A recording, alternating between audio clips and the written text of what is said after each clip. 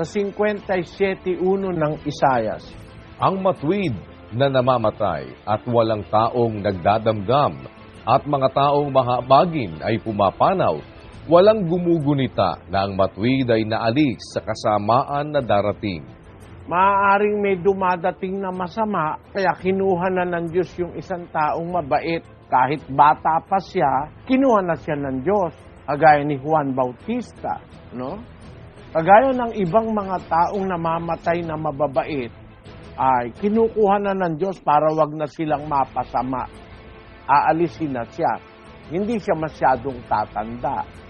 Ngayon, kung meron namang tumatanda, masama naman siyang tao, hindi siya sumusunod sa Diyos.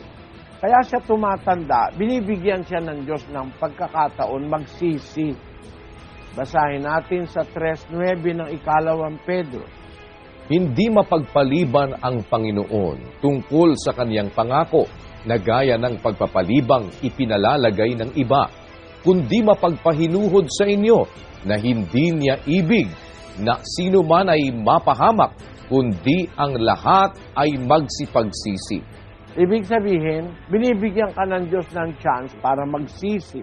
Hindi niya ibig sino man ay mapahamak, kundi lahat ay magsipagsisi. Kaya binibigyan ka niya ng chance, di niya ka pa kinukuha para makapagsisi ka. Yun ang dapat mo maintindihan.